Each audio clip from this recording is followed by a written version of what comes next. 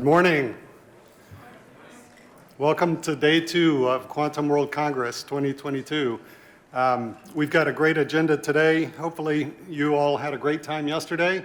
Yesterday we had a little rain in the morning. Today we had a number of, we had the Beltway, I think, shut down coming from parts of Virginia. So we've always got excitement in this town. We're glad you're here with us this morning.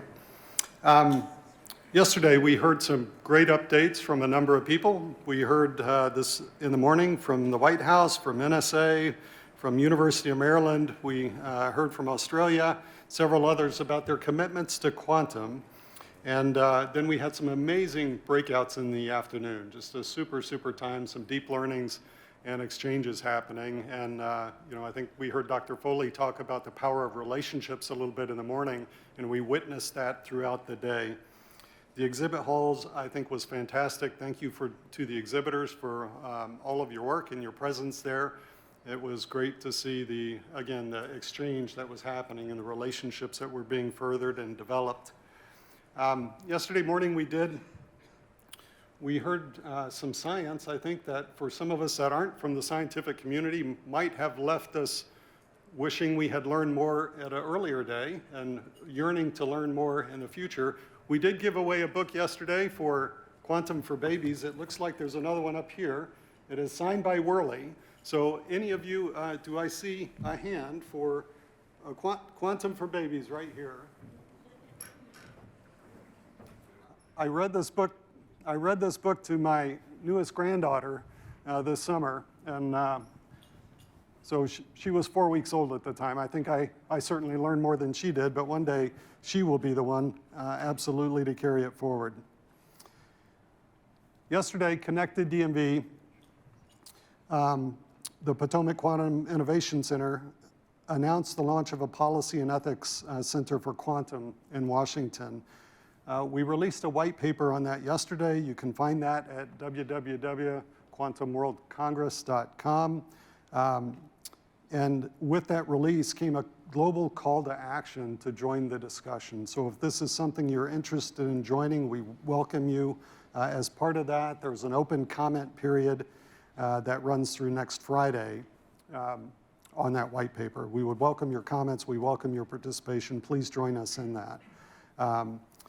The interested parties, there are 11 other contributing organizations that have already been a part of that, and some of those include MITRE, the Cleveland Clinic, the Quantum Industry Coalition, Paul Steimer's, George Mason University, University of Maryland, National Science Foundation, and others. So please take a look if you're interested. It's just a really important topic as we think about ethics and policy and standards and regulation and how these things begin to fit together for an industry sector that is emerging and emerging quite rapidly at this current time. In this morning's plenary session, we're going to follow a very similar format to what we had yesterday. We're going to hear from some speakers and some panelists in the morning. In the afternoon, we're going to go to breakouts. And I think, as I mentioned yesterday, we're going to have a party at the end of this. And that party will be out here in the atrium. That's being sponsored by the government of France. Thank you very much. And we'll look forward to hearing from them. And I believe a minister or two from France will join us actually at the party at the reception in the afternoon. So please stay for that following the breakouts from this afternoon. Okay, let's have a quick word from one of our sponsors, and then we're going to cover the startup pitch competition that happened 2 days ago. Science is a continuum of discovery, a continuum of questions and quests. Why do the planets stay their course? Why does the apple fall?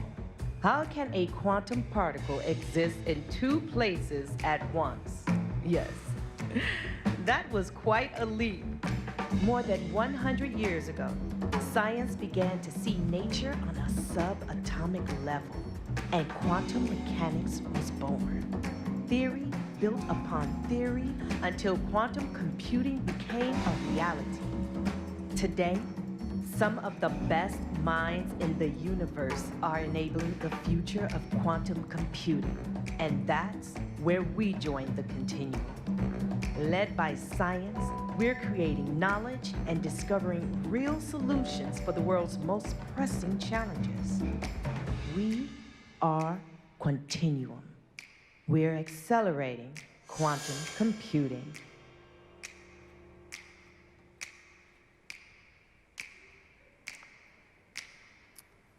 So thank you to Quantinuum. Thank you to all of our sponsors. And so Tony Utley and crew, appreciate the great work that you're doing in the sponsorship. And again, the rest of the sponsors, it really makes the conference work for us, for all of us, in the sense that it allows us to get together and build the relationships and exchange the information that we exchange here. As many of you know, yesterday, actually 2 days ago, we conducted a quantum startup pitch competition for life sciences. And so the domain was limited to life sciences explicitly. And we had a judging panel and the like. This effort was sponsored by MITRE, and then along with them, Connected DMV and Next by Schulman Rogers were the overall sponsors for that. I'd like to invite Jim Cook up on stage right now to present the winner's award for this. Jim, if you would please come up. George Thomas as well, who runs our Potomac Quantum Innovation Center, will join in this presentation. Thank you. Thank you, Stu. Good morning, everyone. So I'm really excited to present the award for the first quantum pitch competition at the first annual Quantum World Congress. As Stu said, we focus primarily on quantum applications in life sciences, biotech, and health. We heard from 6 founders on Tuesday afternoon, panel of 3 judges that I will acknowledge here in a moment. And those 6 finalists were chosen from a larger number of applicants for the pitch competition itself.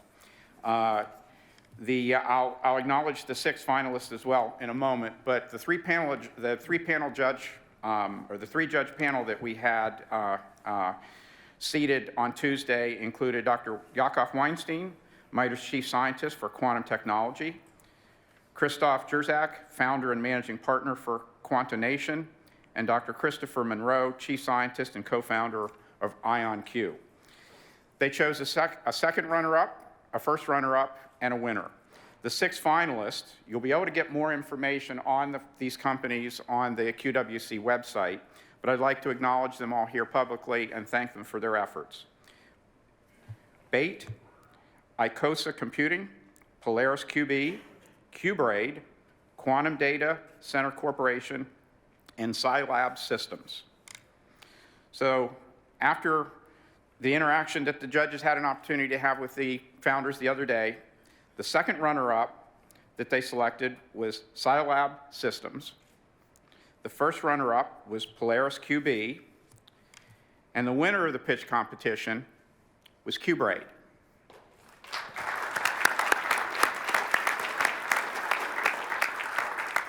So let me just tell you briefly about QBraid. It's a Chicago-based startup providing one command line access and automated package installations for a variety of quantum computing applications. And joining us today to receive the award is the founder and CEO, Geneviève Celia. Geneviève?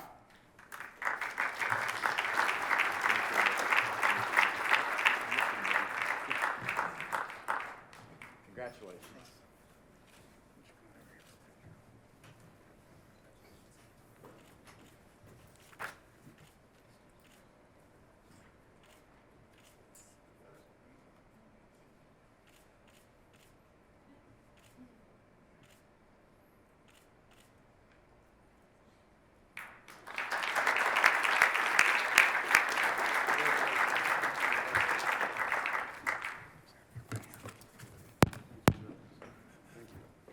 Outstanding. It's great to see these startup companies. It's great to see them coming in force, actually. So many of them have come up. We had great quality in the startup pitch competition this year and the first time in doing this. And so the judges shared that these were difficult decisions, but really liked the play.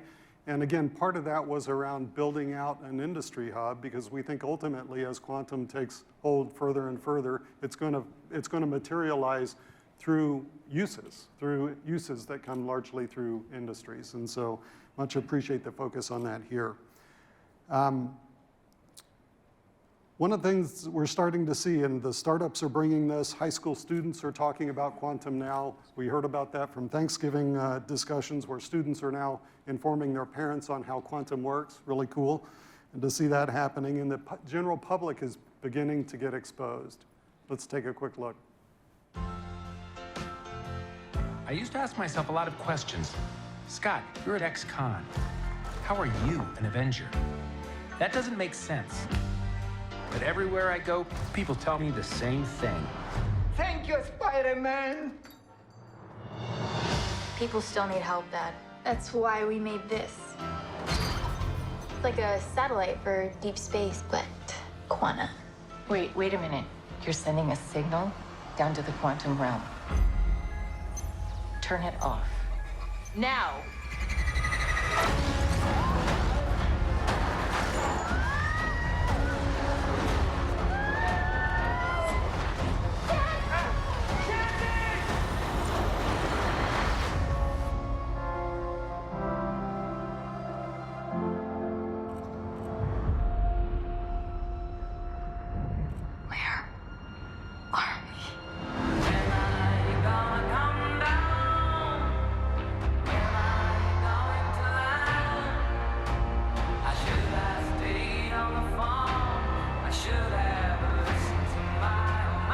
Secret universe beneath ours. What are you so afraid of? There's something I never told you. This place, it isn't what you think.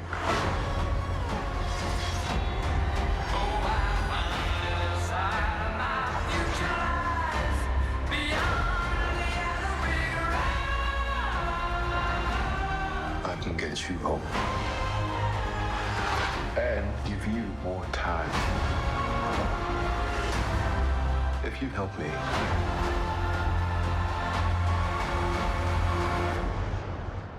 so what's it gonna be? Ant-Man.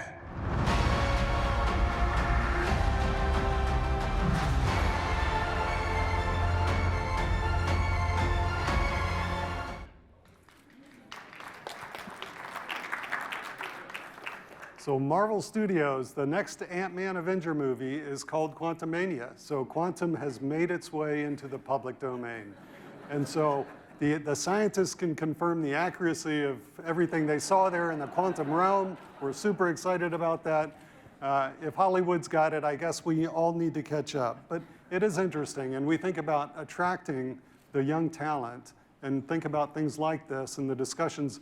So as the students have been with us here these last couple of days, and many of you have talked with them, and the spark comes from the discussions with you because you bring the reality, but then they see it also coming in the, in the movie theaters and in the screens, and it can be a great encouragement for that young talent as they come up through the system. So we're super excited. Hollywood, some of the accuracy, maybe we'll find out more when we see the movie, but super excited that they're covering this topic in this domain and hoping that will lead us to additional workforce growth and innovation. I'm super excited about this next panel. Please allow me to introduce the moderator, Dr. Celia Merzbacher. Celia is well known throughout the quantum community, and she's the executive director of the Quantum Economic Development Consortium, QED-C as we call them, as they're affectionately known. She is a champion for collaboration across a variety of technical domains, and she previously served in the semiconductor industry. She also served in the White House in the Office of Science and Technology Policy, where she oversaw the National Nanotechnology Initiative. We consider her as one of our own here in Greater Washington. She began her career right here at the U.S. Office of Naval Research, creating a number of patents and key findings in research. And she's really traversed all of the aspects of the technical ecosystem. We're very fortunate to have her moderating this session. Please welcome Dr. Celia Merzbacher.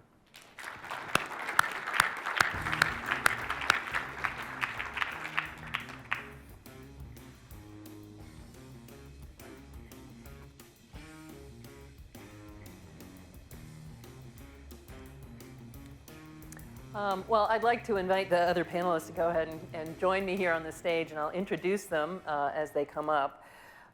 We have a really, really exciting panel today. I was pleased to see the clip from the movie. I haven't been to a movie theater in some time. I don't know about you, but I do kind of wonder, as I'm doing this work and trying to spread the word and communicate to broader audiences, how to reach the younger learners, the younger audience, and a lot of the information that we have on the career opportunities, I feel isn't getting down to those young students that you want to be excited. So I'm glad that we have Hollywood and the entertainment industry helping now. So that'll be a really big boost, I think. And you know, you can look back at old reruns of Star Trek and things like that and see these ideas that people had that were fantastic at the time. And who thought that we would have so many of those technologies in our pockets today? And so I'm very excited for the future, and I'm glad that the sort of imaginative side of industry is thinking about quantum now as well. So the title of this panel, I believe, is it says Quantum Innovation, Ecosystems, and Collaboration. It also was sort of branded as a leadership panel, and I have three fantastic leaders here with me on the stage today. And I was thinking a little bit about what does it mean to be a leader.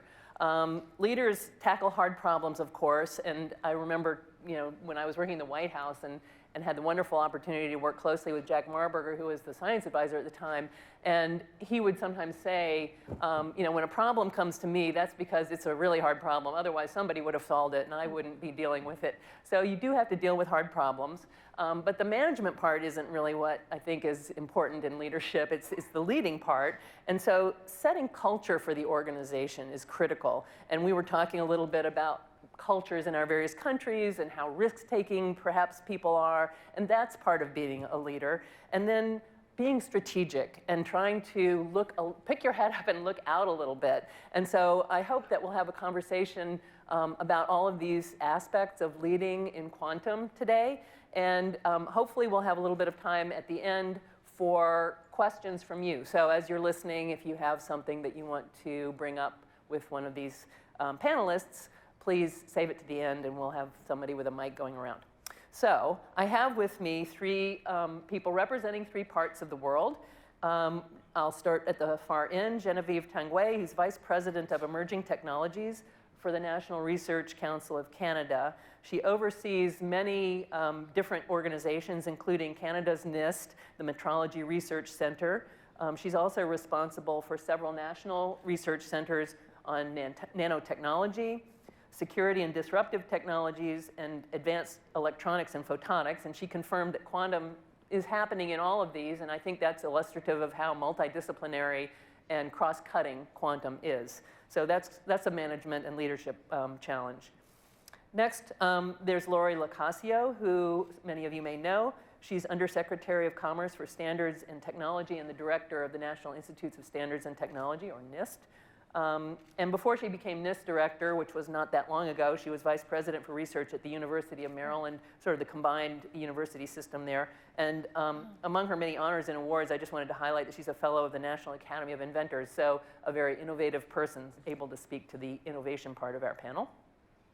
And then Dr. Lene Oddershede, who I've had the pleasure to meet in Denmark. She's Senior Vice President of Natural and Technical Sciences and Professor at the Copenhagen University, I guess, and affiliated with the Niels Bohr Institute there. But she splits her time with the Novo Nordisk Foundation, and that's an interesting sort of opportunity to sit between two worlds in a way. And Denmark's system is somewhat different from ours when it comes to foundations like Novo Nordisk, which is obviously part of the corporate Novo Nordisk life sciences company, but in a way that's a little bit different from in the US perhaps, and we'll talk about that and how that poses some real opportunities as well.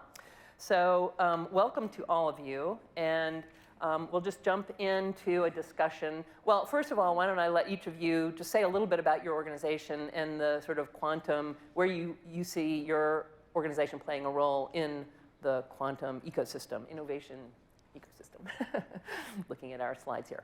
So I'll start with you, Geneviève. All right, well, thank you very much, first of all, for having me over. And yes, the NRC is Canada's largest public research organization.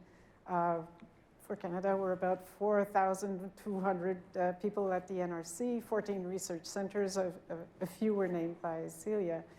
And our role in quantum is really to make sure that people know about the kind of research that can be done.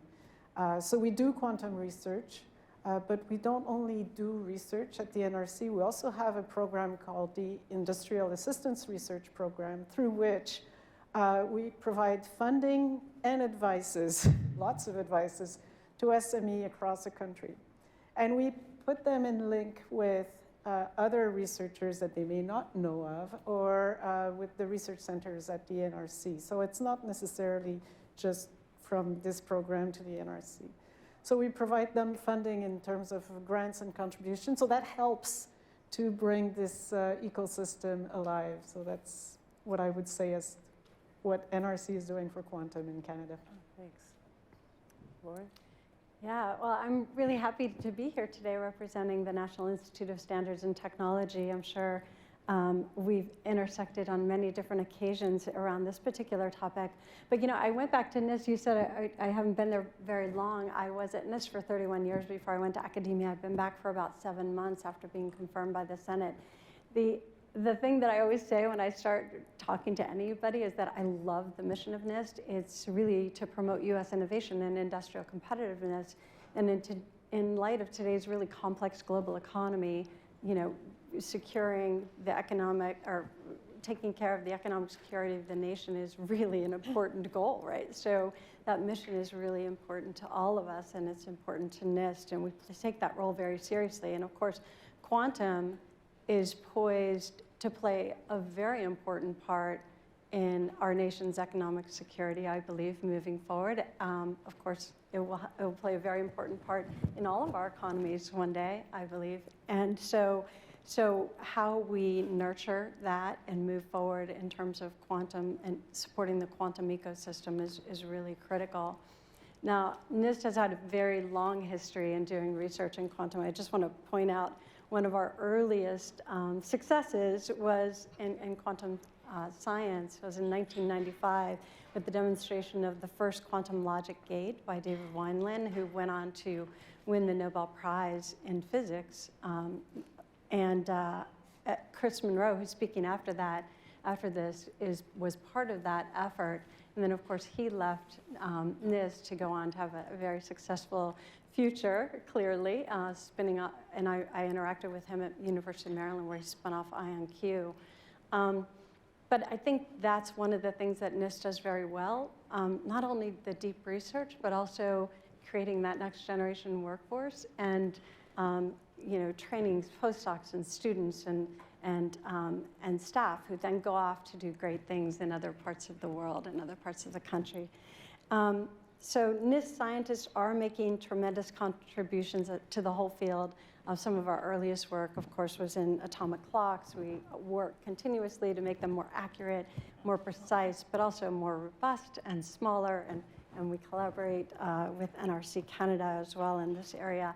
And those improvements have really led, I think, to a lot of innovations in the field in general, a lot of discoveries, a lot of innovations, not just related to quantum clocks, but also to many other parts of the ecosystem.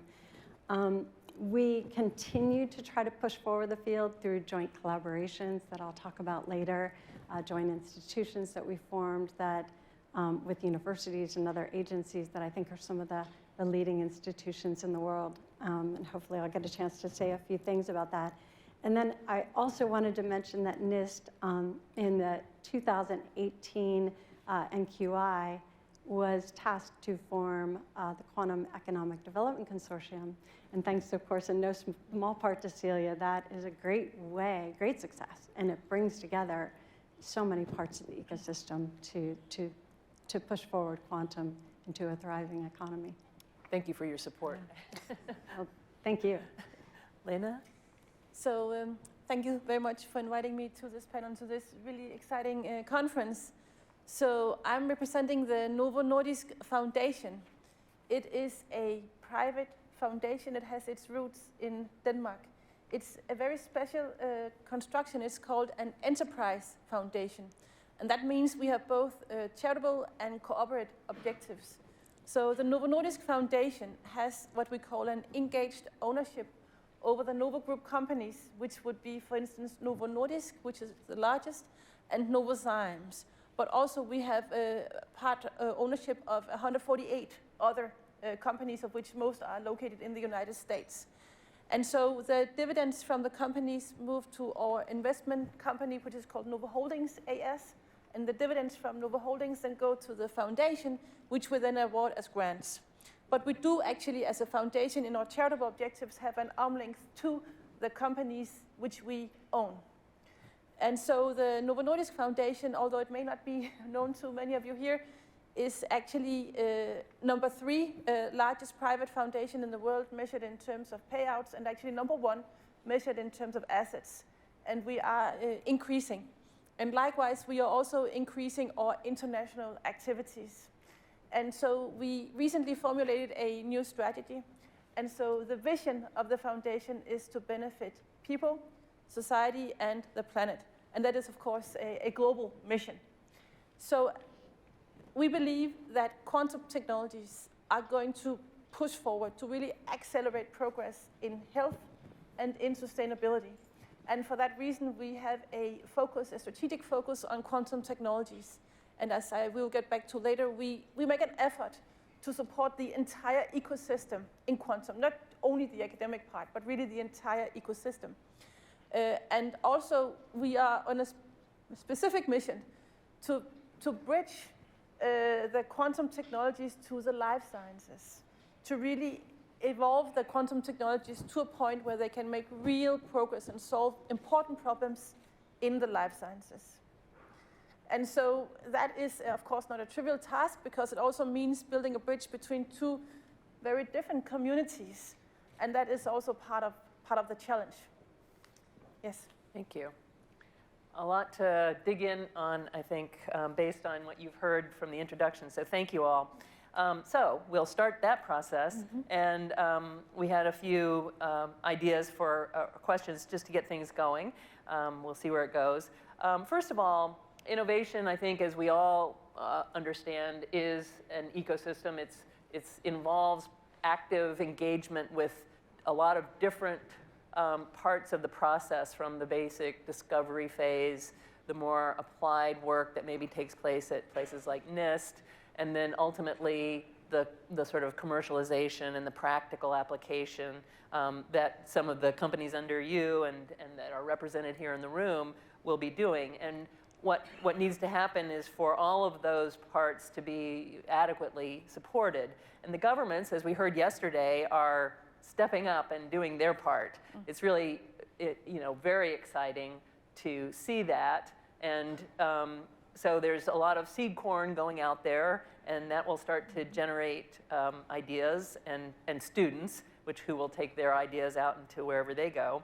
But so that research is happening in one part of the system, but the innovation and the development happens in other parts. And so startups, ways to get startups started, ways to help support small companies as they're growing. And that's where a lot of innovation happens, frankly. I think that's pretty well understood as well. So we want to make sure that's all really efficient in a way, or as efficient as possible. A little bit of chaos is good, perhaps. But so while the R&D is developing the hammers, and they're all running around looking for nails, you do, in this field, and this is a frequently asked question, want to be thinking about what the use cases are and identifying problems that need solving. I had the opportunity to sit next to Tony Tether once. He was the director of DARPA for many years, and I talked to him about that. How do you come up with grand challenges? DARPA is famous for running these really successful grand challenges. And he said, that is the hardest thing, coming up with the challenge problem and putting it out. Then the researchers will go after it. So how can we perhaps each individually, or what's going on that you're aware of that's helping to identify those hard problems that we could go after? Maybe I'll start with Lene, since you obviously have some familiarity with at least one sector, and we can talk about it among other areas. Yes, so that is a real challenge. So we have something in the foundation which we call the challenge program. And so 3 years ago, we announced a challenge, which was to make quantum simulations of biological systems. So the researchers need to join in consortia and then embark on this challenge. So interestingly, the researchers were not very satisfied with this. So the physicists would say, you know, why should we team up with life scientists? I mean, these guys are slowing us down. They don't understand what we're doing. And likewise, the life scientists were not too thrilled about it either. But we say, look, but you have to do this. You have to come together. You have to formulate a great joint project. You have to sit together. You have to work together. You have to meet every week. You have to develop a common language. You have to agree on what are the important problems to solve. Otherwise, you simply don't get this grant. And so the grant was on the order of $10 million US. And it is so with these grants that if they are really successful, then there is the opportunity of having more financing, you know, on a longer time scale. So there's a good future prospects in getting such a grant. So, you know, based on that, actually, we had a good number of applications. We had an international panel evaluating it, and we selected a few really excellent applications. So that was actually our first step in that we joined these two different communities together. We also actually invited them for a symposia where they could be together in one room for a couple of days and really get to talk to each other and to get to co-formulate and co-develop these projects. And we have continued that line of engagement between the two different communities, most lately with our largest initiative that we have started so far, which we call the Novo Nordisk Foundation Quantum Computing Program, which is a grant of $200 million US that goes for 7 years with the purpose of building a fault-tolerant quantum computer and use it for solving real problems in the life sciences.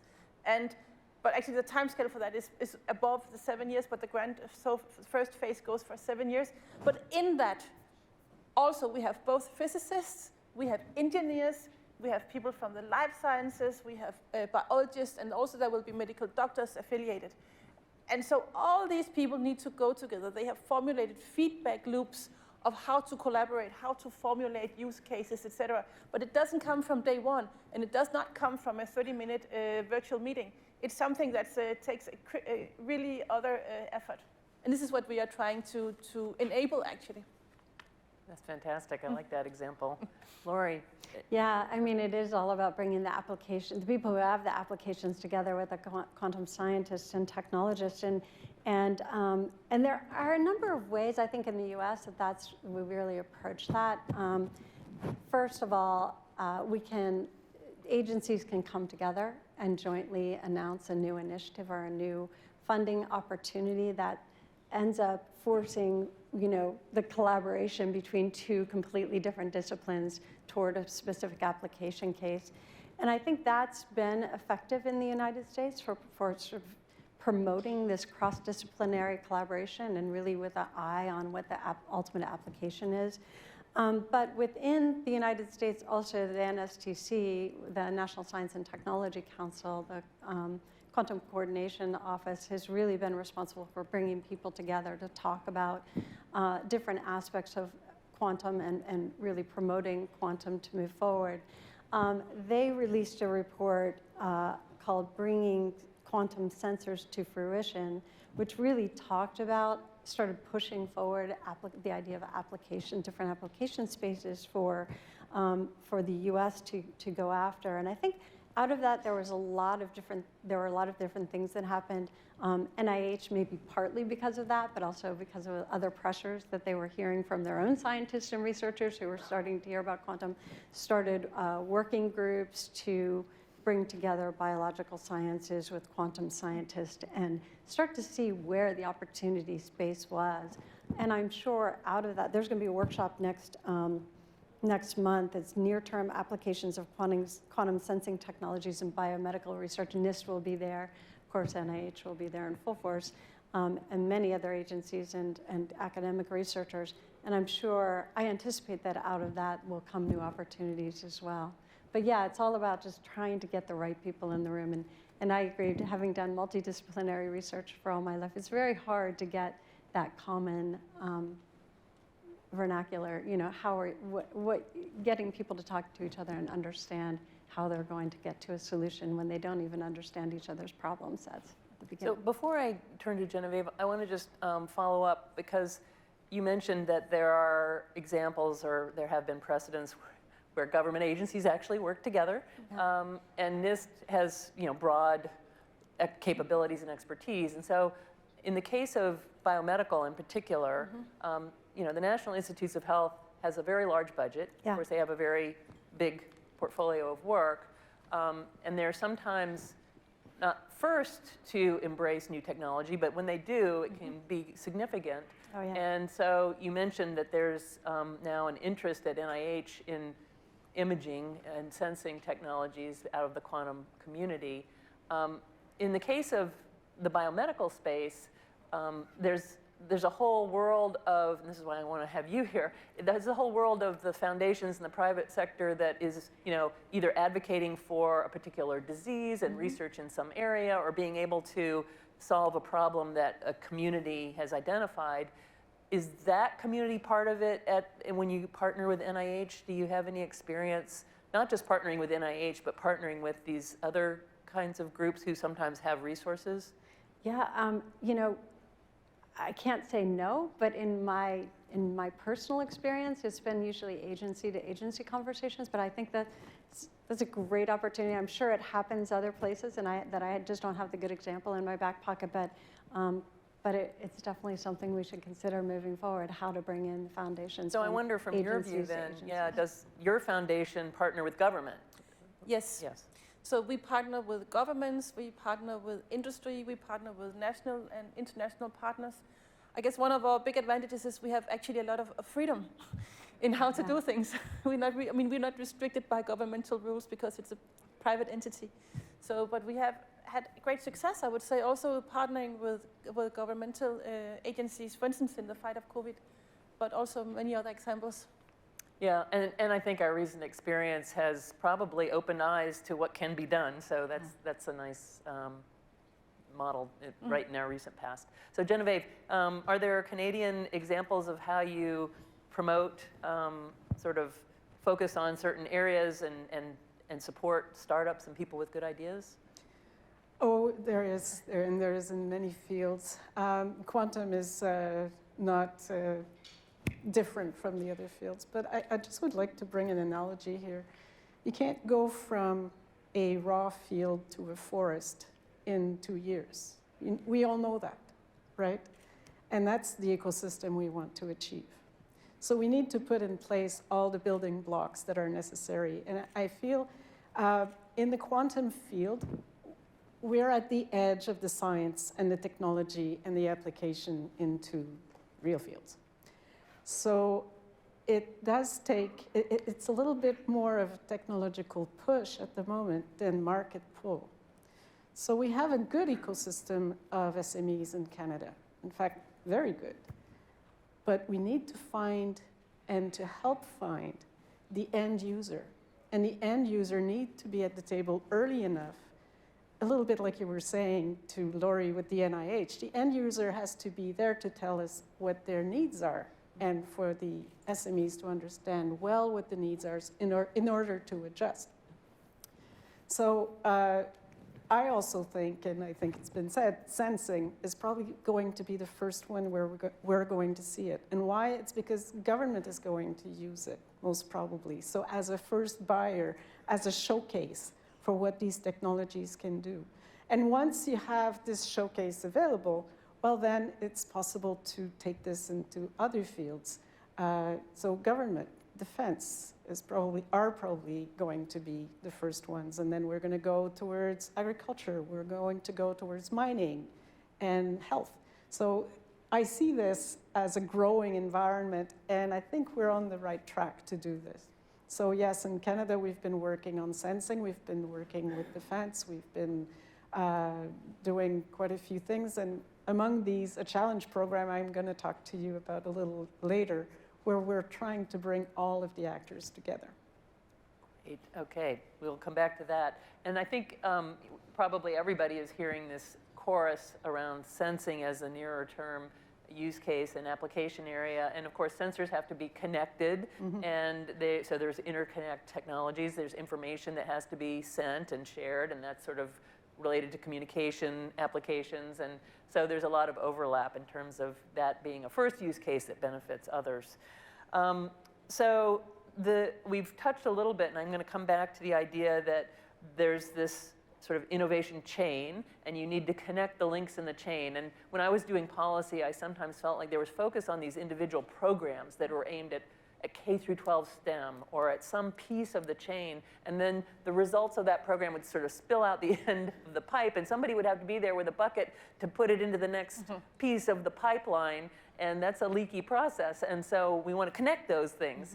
And so I'd like to hear from you about how you all see where it's working well, I guess, to connect the pieces. And you've referenced it a little bit. Maybe I'll start with Laurie and then kind of loop around. And because Laurie mentioned the joint institutes as one model. So how can we do a better job of taking all of that investment in basic science and moving it through to the next piece of the pipeline? Yeah, so we do have a couple of, I think, really good models that we've used, and I mentioned them when I had my opening comments. But the first is the Joint Research Institutes that we support. These are collaborations between, in our case, JQI, QUICS, and JILA are collaborations between universities and also other agencies who are involved, like LPS is involved in JQI and QUICS at the University of Maryland. That joint venture has been so successful for us. I think the magic of it is that we come in as equal partners. We understand what each one of us can contribute. The people on the NIST side are very mission-focused and mission-driven. But they're embedded together, co-located in a very robust, rich research environment with students and postdocs passing through, where we can really build the next generation workforce and do incredibly important research that is focused on the things that NIST needs to move forward in our mission space. I think that really gives it purpose, but it also is just such an open and inviting space for people to join. And the JQI, for instance, at the University of Maryland has over 200 researchers involved in it at this particular point in time. There are other ways, other types of collaborations that we use, but that idea of a real collaboratory where we are all there in one space, respecting each other, contributing to the purpose, and contributing our resources as well, really makes it, I think, a very successful entity, or entities. But I would also say, and I hate to sound like you're setting me up for this question, Celia, but the QED-C is another amazing example of how to bring all these pieces together and get a real understanding of the needs of the community writ large across all spaces, across academia, across industry, and across government, and come to those solutions together. Thanks. Do you want to say a few words Yes. about it? So in the foundation, we make an effort to support the entire ecosystem. So there is academia, and then there is the technology part, the infrastructure part, there is the innovation, and then there's also the education, which will, of course, train the next generation of scientists, but also the general education of the public, which makes sure that the public is able to make informed decisions when it comes to democratic elections, etc. And so all of this is important for us, and we have open competition programs supporting all parts of the value chain, and we are particularly aware of the valley of death, so to really try to avoid that too many great ideas are lost in an academic setting, but try to harvest the excellent quality of ideas that are in the academic setting. And so in doing all this, we also, in particular in quantum, it's really important that much of the research, maybe the most front research, actually takes place in private companies. So how do we enable collaboration between academia and private industry? How do we make, say, IP agreements? How do we manage in that space so we are sure to have progress both in academia and in industry? And also, how do we, so the investment is another challenge, you can say. So the investors, how can we make them feel confident in investing in quantum? And I think that's a problem right now. So I work in the foundation, which is in the academic side, and that's of course my background as a professor of physics. But I've been sitting in at a couple of pitches where quantum companies pitch their ideas to our investment branch. And I really understand it's difficult to be an investor and to judge a company in the quantum space, because what is the competition between other companies? What is the technology? What are the pros? What are the cons? I mean, is this a hot air balloon, or what is it? And if you don't have the scientific expertise, it's really hard as an investor to make these judgments. And I think that's part of the challenge which the quantum community faces, in particular the early phase startups. One has to make the investors confident that yes, there's real value in this. It's going to grow. It will be incredible. It will change the world, and it's really true. And so we have to get the investors on board at all phases, actually. And I think that's a challenge and a piece of work that lies in front of us.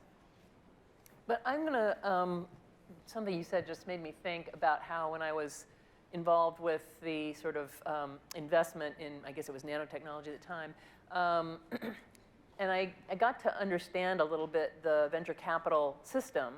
And to me, it was almost incredible that investors were willing to make the kinds of investments that were needed for life sciences technology, because it's such a long process, right? Yeah. So there are investors who are willing and able to take that long view. That's the good news, I think, because yes, otherwise I thought, why would an investor faced with, well, I can invest in this software that somebody can do with almost no hard, investment, no capital equipment required, or I can take, 10 or 15 years to develop a new drug that may or may not work. Right. So I find it kind of incredible almost. I mean, obviously the sort of risk benefit is a calculation that investors are good at making. And it's all about decreasing risk. Yeah. And the more that the government can do to help get that risk down a little bit will, I think, increase the likelihood that investors will be willing. But I did make a note here, educate investors, and I'm going to add that to my to-do list of Geneviève.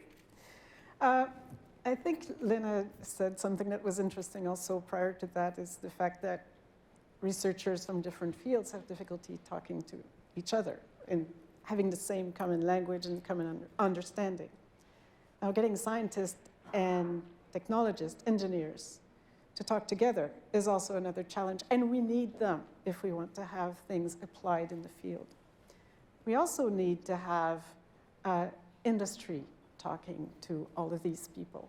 Now that's a totally different language, and the priorities are totally different as well. And then the venture capital, as you said, and the governmental programs. So we tried to do this. First of all, we did a little bit like inspired by NIST and what they did. We did small collaboration centers. And those small collaboration centers, one of them is in the Joint Center for Extreme Photonics. So we're in quantum, in other words. And we have researchers from a university, a Canadian university, and researchers from NRC working together. Again, space is very important, as you say, and this connectivity of them working together, making sure they have postdocs together, making sure that we provide graduate students. And so we have two goals here. We get these students as the link between the researchers, but we also have students that will come out of this system and be available for industry, which will be able to bridge, again, another gap there. The other thing that we're doing is we have, as I said earlier, challenge programs, and those help to break the silos that we may have between those different communities and those different language and those different priorities that people have.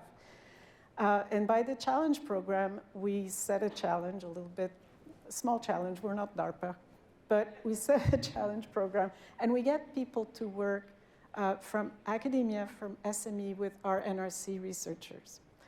And that also will help to bring to fruition more technologies for those industries that are working along with us. So we have 3 programs that are touching quantum right now. We have high throughput and secure network, which has a communication field that is trying to, the secure is the quantum. So how do we have secure communications between Alice and Bob? And then we have also the sensing program. So how do we make those sensors quantum so that they're able to do far better things than our classical sensors? But again, you said it earlier, how do we put them together and how do we get the message out of them? Hybrid is probably what we're going to start with first and then go towards more pure quantum phenomenon later. And the last one, which we just started, is on applied quantum computing. So how do we write those algorithms? How do we put the stacks together? What kind of architecture are we looking for? What kind of problems are we trying to answer? And as we know, there's not one single quantum computer in this world. We have all different ways of getting to this. So what is good for what? And that's really where we're at. So it's bringing all of these people together and making sure that they have exchanges together. We also have an industry association, a little bit like the QED-C. And so that also helps by making sure that this ecosystem is alive and connected. So I don't want to make a pun, but quantum networking is really important, even if scientifically we're not at the quantum internet yet.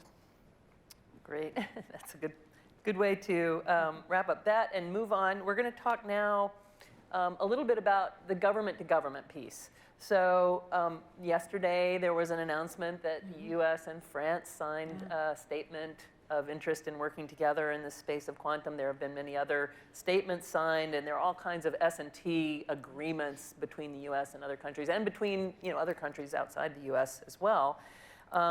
So there's strong support from the government. What can the government do? What are sort of examples of government-supported quantum collaborations, if there are any that you're aware of? And what are barriers to international collaboration that could be addressed? I'm sitting at the industry level, and in industry, borders are looked at rather differently than they are from government. And so industry naturally collaborates internationally. That's really going to happen. As long as they're not breaking the law, good to go. Government only, I used to say this when I was on the government side, I can only do what I'm sort of allowed to do. And so what is government allowed to do? And maybe this is an opportunity to say, what would you like government to be allowed to do? So Geneviève, do you want to start? Absolutely. Well, government to government, NIST and the NRC have been working together for years now. So, and we're about to launch work on standardization between us and with the UK, with the NPL. So as NMIs, we're just trying to make sure that we have the good standards established, and then it goes through the tables, and making sure that all of us are also present at the different tables. Canada is small. We don't have as many scientists in metrology, so making sure that we spread this among ourselves is actually going to help all of our organization and industry primarily.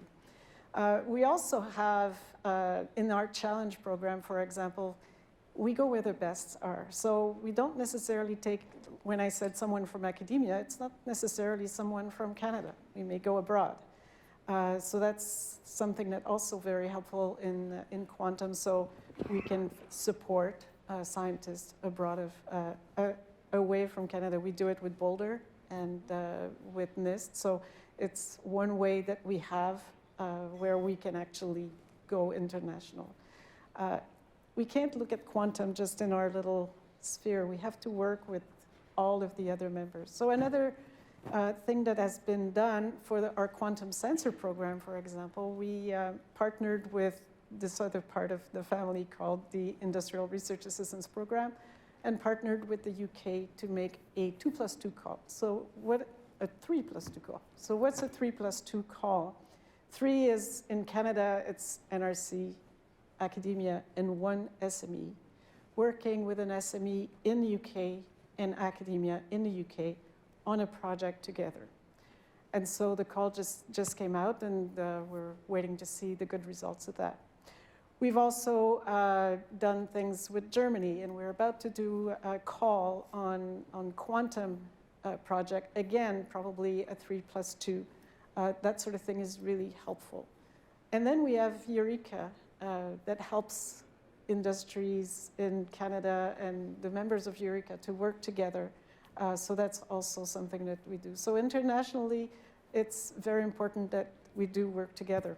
The other thing is we have something called MyTax in Canada, which helps to place students into industries. And it also brings in students from abroad, or brings Canadian students abroad.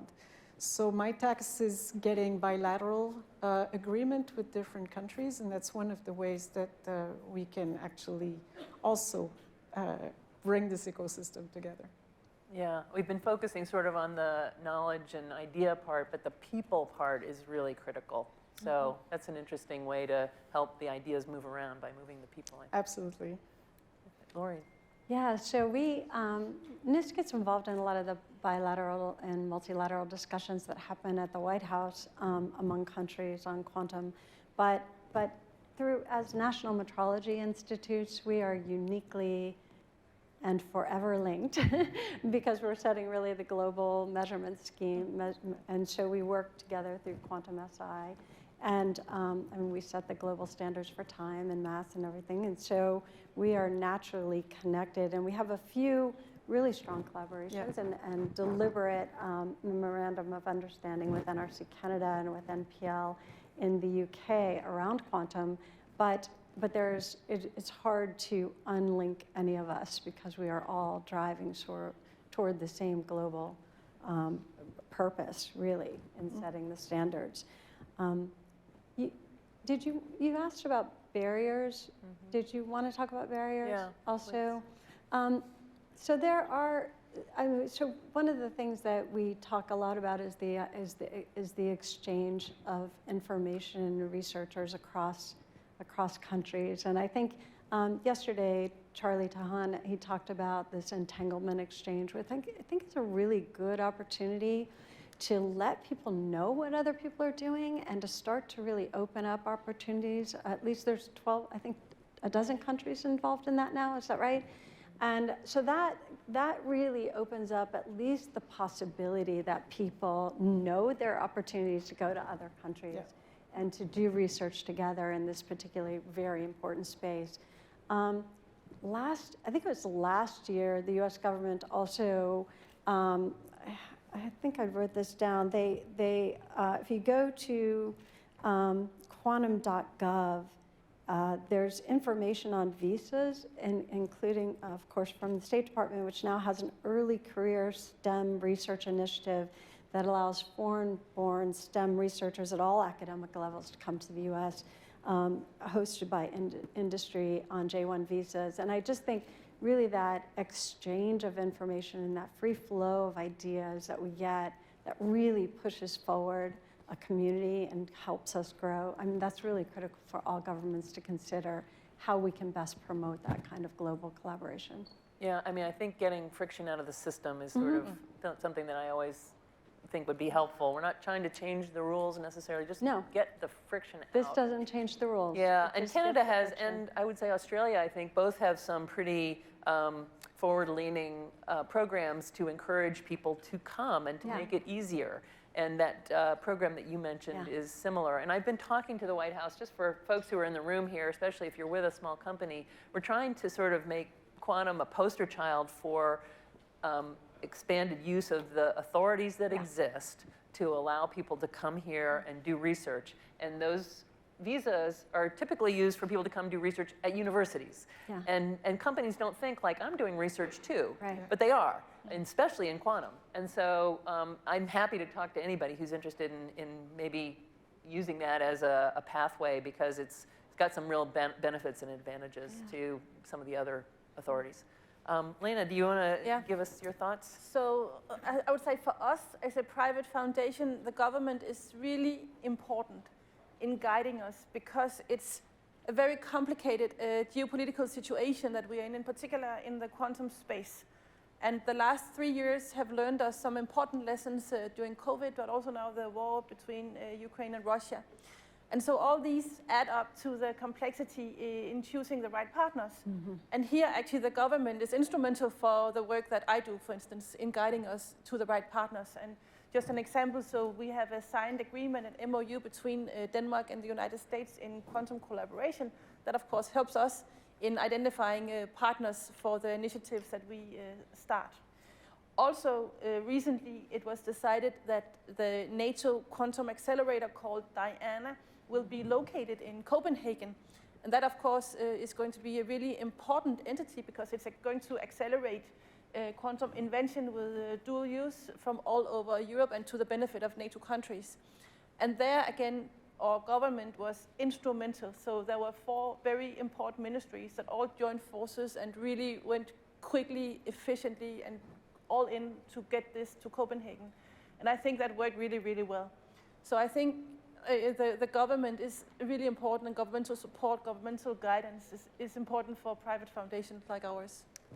Great, thanks. And I had written on my list of topics security, and I'm not sure if we're going to be able to unpack that because I see we're already within 5 minutes of the end of the session. So I did want to open up to questions from the audience if there are any, and I don't know where the mic might be. Does somebody have a mic that could be brought forward?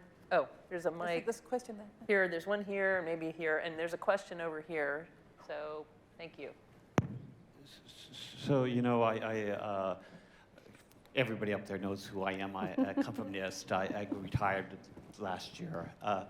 But, you know, in working with all the companies, and Celia knows this, one of the issues that comes back when it comes to the companies is not just the visa that it creates friction, but the companies look at it and say, well, I don't understand all the deemed export issues with regard to pulling that person in because, yes, I'm doing basic research, but I'm also doing development. And that development word all of a sudden creates this whole issue and the lack of clarity with regard to this. I think, you know, I listen to this and I'd like to ask the panel a lot, well, what can governments do to help clarify that friction so everybody knows where the boundaries are so that exchange can actually be very effective? Thanks. So now you're going in this security direction, sort of talking about controls, and there's a lot of discussion, and some of the tools that we have are somewhat dated and a little blunt. And so here again, I see quantum as a poster child or a pilot case for doing things maybe differently. And so how do you look to your governments for that kind of, and it's going to be chaotic and a little messy at the beginning, but how can we move as quickly as possible to having more certainty? Industry certainly likes certainty. Yeah. Anything from your point of view, Laurie?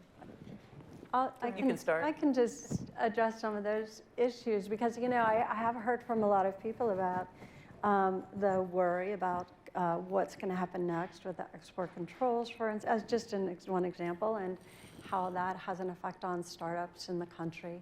I will say it's really interesting because government, in the United States, BIS, who sets the export control rules, has really been very, very open in discussing with NIST about these particular topics. And I think some of the things that we've done together recently have really shown that, showcased that, and sort of erased what I would say is the blunt force and really looked at more elegant solutions that could address the specific problem, right? And not just take a hammer to a problem, but really needle into the problem and figure out where the real issue is and then address it in that way. So I will say that that's been a good, I've worked really closely with Alan Estevez, who's the Undersecretary there, and it's been a great collaboration. But security is an issue, of course, and so picking the right partners, I think, is critical, and making sure we're always aware of the issues as they come forward. I can't really answer your question, Carl. All I can say is there's a lot of work that governments can do to clarify things for startups and for companies getting into the space. And I suspect, but I don't know, that conversation is also going on in your forum, Celia. Is that true? Yeah, I was going to say that not only is BIS, the regulators are not just pulling in experts and information from within government, but from Yes. the private sector as well. And I hope that often regulators, and in the drug company situation, I'm sure you're sort of sensitive to this, it feels like rules or regulations get put in stone and they're very hard to update. And I feel like if we're going to start now with regulations, then we need to be a little bit flexible and we need to be prepared to kind of keep making updates perhaps as the technology advances. So that's just something I would hope is part of the new world. It's a good point. Do either of you have something to say about this? Well, I think we have to embrace quantum as well. So I'm a little worried about the movie. I'm afraid it's going to create some fear into the population, quantum mania. So I have my dose of worry there. But I think government also have to understand, and everybody has to understand, to what point we can collaborate with countries, trusted countries, that's fine. And we need to enlarge this circle and make sure that we're comfortable with it. It's just there are some others where it's a little bit more tricky. Now, fundamental research may be okay to a certain point, right? And to me, it's important that we keep this door slightly open, because scientific diplomacy is going to be very important at one point to bridge the gaps between different worlds. So that's what I believe. Thank you.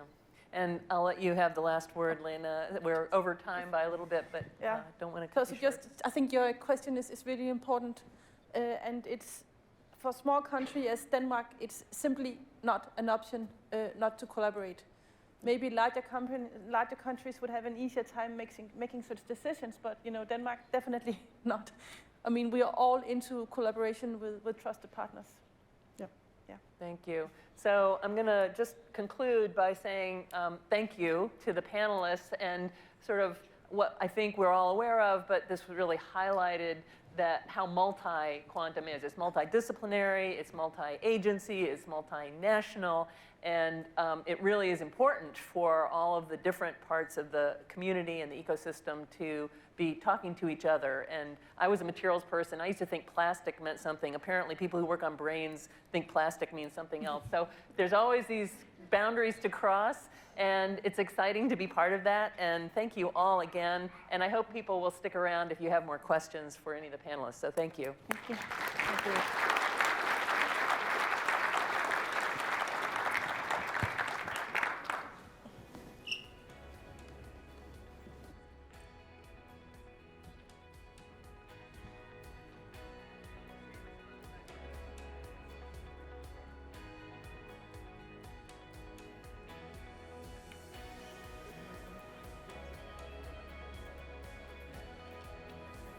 Okay, folks, we've got several more really exciting topics. That was just fantastic. Really, really appreciate the discussion there.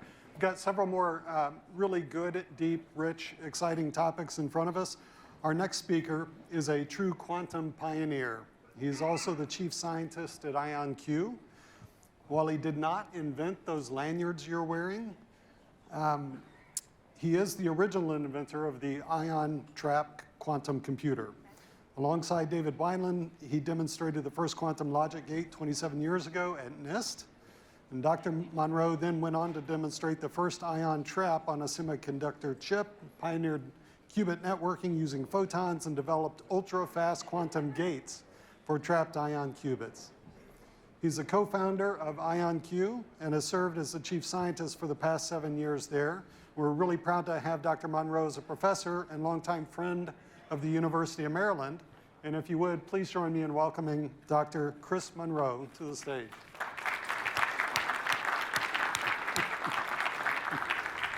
Thanks, sir. Okay.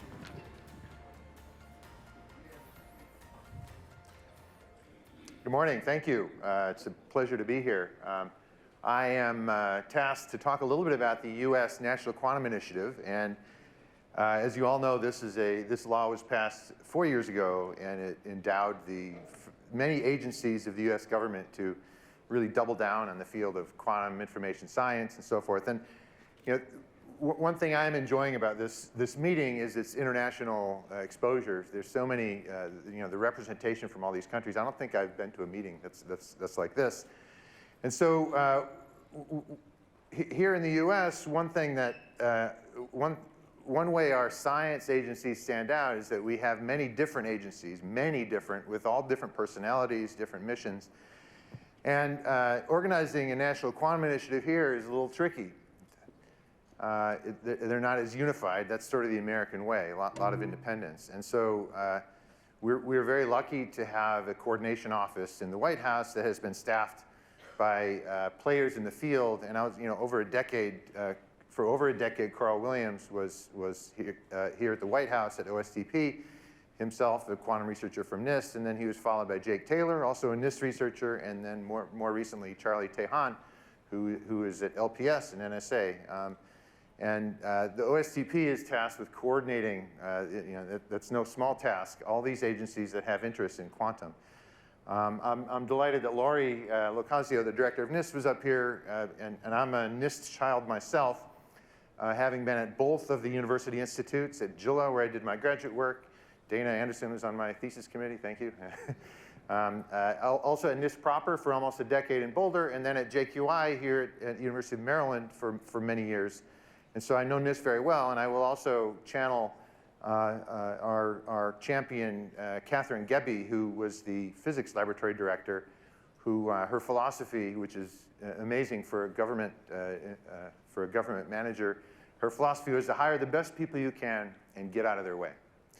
And she rightfully has 4 Nobel Prizes to her name in the span of 15 years, and these Nobelists will credit her, all NIST researchers, with the ability to do their research that earned that. So NIST obviously has a very deep history in quantum, but also the Department of Defense and the intelligence community has somewhat quietly, but loudly in other ways, been at the forefront of this field since the beginning. The National Quantum Initiative, why am I talking about it? Actually, I know a lot about it because about 5 or 6 years ago, Mike Raymer, an optical physicist at the University of Oregon, and I approached the Optical Society of America, of all agencies. They're now called Optica. And they have a professional lobby crew that works with them. And it was time for the US Congress to get its act together and have a coordinated quantum approach. And they were receptive. And I'll still remember, I can't believe how fast this was, but in the spring of 2017, so this is some 4 years ago, 4.5 years ago, the House Science Committee asked the two of us, well, what do you need? What do you want? We wanted a more focused effort from the US government to endow much larger and more focused research centers across the country that would pay attention to certain qubit technologies, for instance, certain protocols for communication and sensing. And I picture here also Jennifer O'Brien from SPIE and David Lang from OSA, now Optica, that really helped this thing along, and also Laura Colton, who used to be at OSA, now she's at the University of Indiana. And these papers here actually kind of go through the process. It was unbelievably fast, and we came up with a 6-page white paper in the summer of 2017 that, like 18 months later, roughly became the law. So I think the background in the National Quantum Initiative is this field is very interesting because, I have an academic hat, and I'll later talk a little bit about my industrial hat. They both have things that we really need in this field. At the universities, quantum physics is not a strange thing. We all teach it, accept it, and spawn students that become experts in this field. But universities don't build things that a third party would use. And the example I love is I would never fly in a helicopter that was built by a bunch of grad students. We need industry for that has engineering. They understand the engineering process. But industrial engineers aren't used to quantum, the strange rules therein. So there's something in between that's needed, and I think a national laboratory is a good model, or something we haven't developed, some way for universities, government laboratories, and industry to work together, and that's basically the story behind NQI. And what NQI spawned, if you look across the country, is these are federally funded quantum centers. Many of them are legacies before the NQI, but many of them started, especially those by the National Science Foundation, and in particular the Department of Energy laboratories. DOE came on very strong after sort of ignoring the field for many years. And so we have these highlights across the country of centers and also military labs, NIST laboratories. So there's all kinds of different brands of these centers. Some of them are doing qubit research. Some of them are doing more kind of software engineering research. And many of these respond by the National Quantum Initiative Act that allowed these agencies to give very high-level grants in very focused areas. And the universities themselves have seen this as a stimulant for their own states, their own local governments to contribute, and the universities to put lots of effort into quantum. And I think, being a Maryland person, I think Maryland's probably first and foremost, as President Pine said, the kind of quantum center of the universe, with its government agencies, NIST and the University of Maryland, and all the local and state support therein. So I want to pivot a little bit and talk about how the National Quantum Initiative indeed can, this research, this fundamental research, can be turned into industrial efforts. And obviously I'm going to start to talk about the company IonQ, which is a spin-off from the University of Maryland and Duke University with a quite unique IP agreement where all of the university-owned IP is licensed exclusively to the company in exchange for a small amount of equity, and that's not typical. And this between Duke and Maryland allowed IonQ to happen, and of course, IonQ became a public company about a year ago. So the risk that the universities took early on actually paid off. I will not talk too much about the technology, but you probably know IonQ is based on ions, trapped atomic ion qubits. And this is a picture, this brings in another government laboratory, Sandia National Laboratory, that has an incredibly adept quantum information team, especially in ion traps. They make this chip here, which is about 1 centimeter across. There's nothing quantum about the chip whatsoever. It's just a bunch of electrodes. And what is quantum are the atoms that are suspended above those electrodes by only 1/10 of a millimeter or something. And you can see a blow-up picture of exactly 80 atoms. They're all ytterbium-171 ions. They're separated by a few microns, and you can see them because we're shining laser light on them, just like you can see anything because light is shining off of them. These atoms are obviously resolvable. You can see, you can name them if you want. And this is a prototype quantum computer of the highest quality. And part of the reason it's so high quality is that each qubit, each atom, is an atomic clock. So the frequency of the atomic clock, if you really care, it's 12.642812118 gigahertz. I could add a few more numbers if I wanted. These atomic clocks are way better than we need for qubit technologies. But it also gives us the ability to scale. And this is really the only technology I know right now where we know exactly how to scale. We don't fabricate atoms, so they're not man-made qubits where everyone is a little different. They're already assembled. We have to support them and load them. And the feature of this technology is that nearly all of the challenges lie in the control structure around the system, the lasers that push on these atoms and so forth. By the way, where are the wires? You can't have a computer without wires. Well, the atoms aren't wired together. You don't want to wire anywhere near a quantum system because wires are not quantum. Even when you bring them to 0 Kelvin, they're not very quantum. They're all hairy if you look at them under a microscope. So we wire them essentially with laser beams. It's like plucking a guitar string. And so this becomes an optical system, an optical engineering task. And this is why we're a company, why we're a public company. We have great confidence in the ability to engineer this system, and we don't rely at all on physics breakthroughs in the platform, partly because the platform has been developed for several decades. I had a big hand at NIST and at Maryland in developing this platform over many years, many publications. And Jungsang Kim is the co-founder of IonQ, and he and I and Ken Brown, he's at Duke, the three of us for the last 15 years have performed on well over $170, $180 million of funding to the universities. And a lot of this funding goes to companies to build components that we integrate in our systems. And so at IonQ, we're building several generations of systems based on IP, a lot of IP coming from the universities, and of course, a lot of IP we own. And that number there, the bank account at IonQ is based on the fact that we're a public company, and that allowed us to not have to worry about raising money over the next many years. And so we have a path, a technical path that will get us to sustainability without having to raise money again. That's the point. So what does this have to do with the National Quantum Initiative? Well, the foundational research behind our technology came from government, from university investment in this field. And of course, the people that we train at these various universities. Now, at IonQ, we've built several generations of system. One of our highest performing, called the ARIA system, has something called an algorithmic qubit metric, which has recently been measured as 25. Now, what is algorithmic qubits? One thing we hear a lot in this space is how many qubits does your quantum computer have? And we're starting to hear, fortunately, that qubit number alone is not enough. You can have 1 million qubits, but if you can only do 100 operations, most of your qubits are wasted. If you can do 100 operations, you really only need about 10 qubits. It's an n squared relationship, because if you have 10 qubits, there's roughly 100 possible connections, and you need to make them all in general.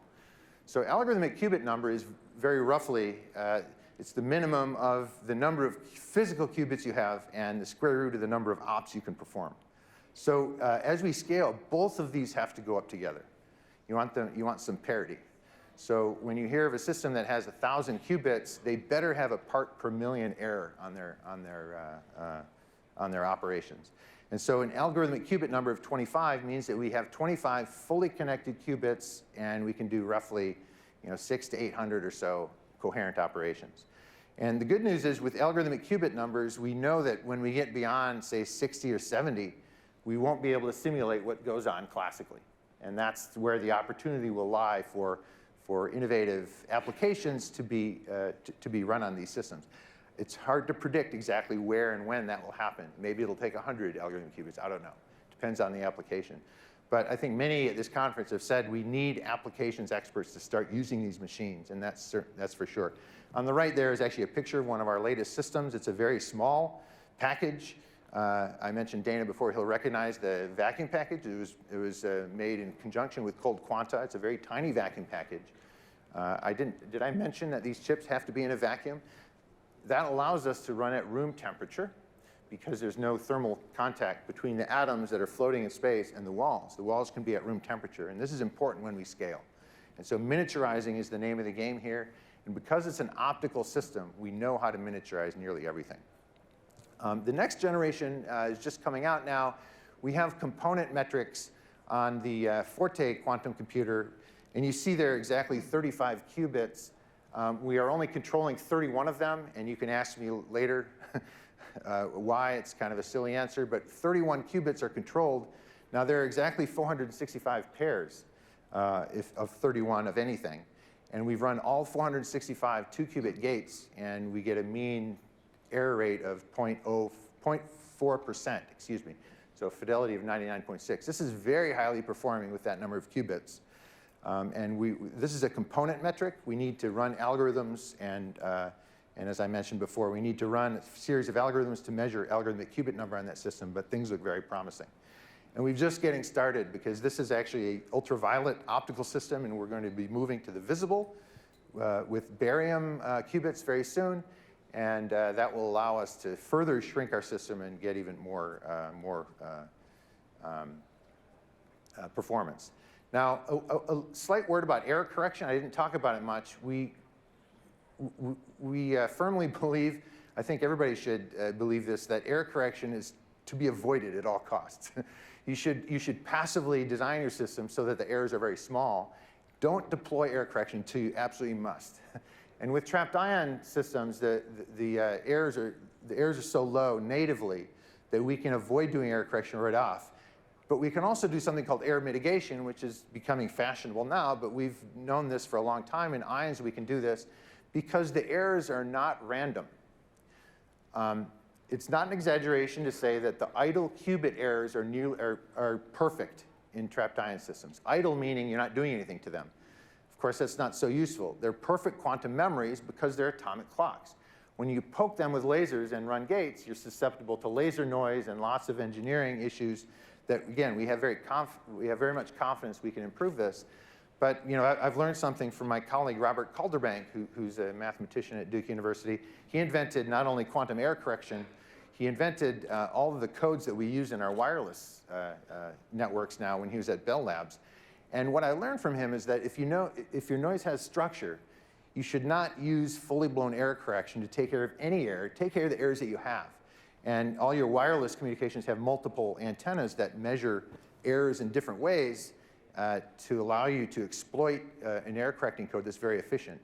And with trapped ions, our errors are, 95% of our errors are control errors. They're not fundamental errors due to light scattering. They're laser noise errors. And there are ways to average them out. This is called error mitigation, and it works incredibly well in trapped ion systems. So I think error correction, while it's a beautiful mathematical, theoretical result, I'm not sure it'll ever be implemented the way it was discovered. Okay. So now at IonQ, we have two very concrete plans to scale. One involves a multi-core set of ions on a single chain.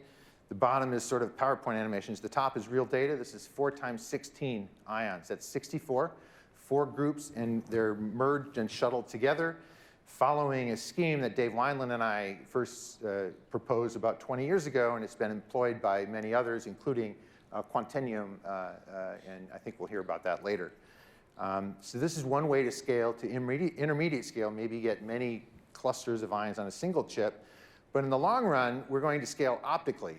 Our qubits are optically active. You can move information from an atomic qubit to a photon and scale it like a data center. I don't have time to go into the details, but the interface we demonstrated here at the University of Maryland, actually, about 15 years ago. And this is a truly modular scaling strategy. It involves classical engineering of an optical switch network and a bunch of fiber optics. Nothing is quantum about any of that. The only quantum feature here are the atoms. Everything else is classical. And Jungsang Kim here, this is a 20-year-old picture. He built the largest optical switch ever when he was at Bell Labs. So we have a good wheelhouse in understanding the engineering and the technology to do this in the long haul. So with that, I want to conclude that at IonQ, I would say we uniquely have a path to scale where we don't need breakthroughs in physics. We understand the quantum physics of an individual atom. It's all going to be about shrinking the system down, getting better performance. And by the way, when you shrink an optical system, it performs better. It just does. In addition, we need to shrink it down because economics is going to start to bite us. We don't want to have 3 or 4 quantum computers in the world like accelerators. We want to have thousands of them, and they have to be small. They have to be made economically reasonable. The cost per qubit has to go down. And I think we have a pathway to do that, and that's why we're a company. And so good examples of the higher levels of the quantum computer stack are our partnerships with companies that have true interest in quantum. I'll highlight Hyundai in particular. They have multi-faceted use cases for quantum computing. We have a nice intimate relationship with their quantum teams. They're using our systems, and we can design our future generations based on these applications in something called co-design. And we're working with many customers across the economies. So I'll quit by noting that you've probably seen a picture like this in a business book, the hype cycle of a new technology. And quantum computing is not without hype. We all know that. The worry, of course, is that there's this valley of death when the expectations start to recede, and investment levels will also recede. And I would make the argument, putting my academic hat back on, that scientific use cases for small quantum computers is already happening. We're seeing, I mean, my own laboratory at Duke now is, we're running circuits that test some ideas of cosmology, believe it or not. And there are many different areas, condensed matter physics, phase transitions, that we can study with these things. And I think scientific use cases of these small systems can indeed put us over that valley of death. And a plug for the Duke Quantum Center. It's a unique center really in the world where we have 4 systems right now, and we can run full algorithms on these things. They're of different maturity, different types of, they have different types of error profiles. But our faculty is very concentrated. It's not an ion trap center. It's a quantum computer center that does not just physics, but it does computer science, it does engineering, it does applications, it does all the software therein. And we invite folks to come visit us and run for weeks or months at a time and run your favorite algorithm in our system and help us design the next generation. So with that, I'd like to thank you for your attention.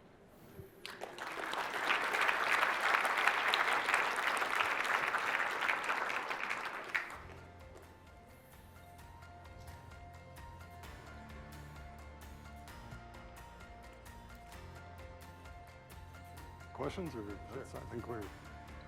think we're good. If there's time for 1 or 2 questions for Dr. Monroe. Any hands up? Thank you, and I think we got one there. We've got one. We got a mic coming to you right behind. Thank you. Chris, help me understand. You said that the only quantum thing is just the atoms, right?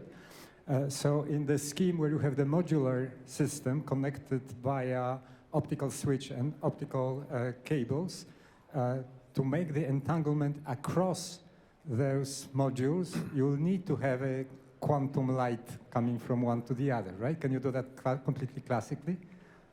Okay, I think I understand your question. So what I mean by that is that optical fibers, of course, transmit classical light, but without any change in those optical fibers, they can also transmit single photons. Yeah, so the photons are quantum, but the channel they travel through, all the way from the fibers, the beam splitters, and the detectors, there's nothing quantum about those. You could argue the detector is quantum because as soon as the photon hits some detector, it doesn't have to be perfect either.